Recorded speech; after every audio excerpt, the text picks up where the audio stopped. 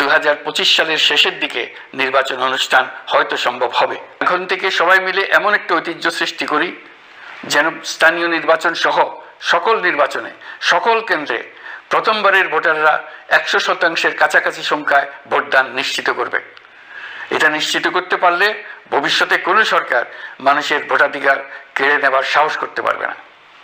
নতুন ভোটার ছাড়াও যাদের আগে থেকে ভোটার তালিকায় নাম থাকার কথা ছিল তারা ভোটার তালিকায় আছে কিনা তা নিশ্চিত করতে হবে। বিশেষ মনোযোগ দিয়ে ভুয়া ভোটারদেরকে তালিকা থেকে বের করে দিতে হবে।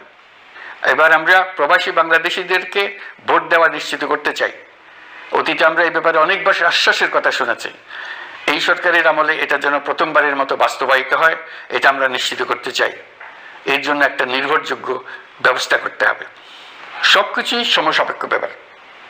এর সঙ্গে যদি আমরা নির্বাচন প্রক্রিয়া আরো উন্নত করতে চাই, নির্বাচন সংস্কার কমিশনের সুপারিশমালা বাস্তবায়ন করতে চাই, তাহলে প্রয়োজনীয় সংস্কারের বিস্তৃতি ও গভীরতা অনুসারে নির্বাচন কমিশনকে সময় দিতে হবে।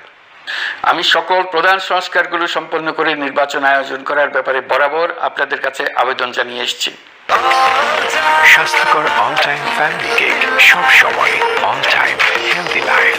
তবে রাজনৈতিক ঐকমত্যের কারণে আমাদেরকে যদি অল্প কিছু সংস্কার করে ভোটার তালিকা নির্ভুলভাবে তৈরি করার ভিত্তিতে নির্বাচন সম্পন্ন করতে হয়, তাহলে 2025 সালের শেষের দিকে নির্বাচন অনুষ্ঠান হয়তো সম্ভব হবে।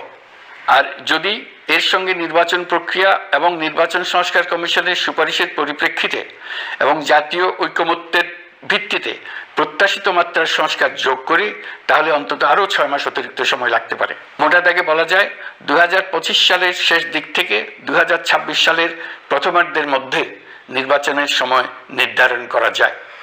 প্রিয় দেশবাসী, যে কোনো সংস্কারের কাজে হাত দিতে গেলে রাজনৈতিক ঐকমত্যের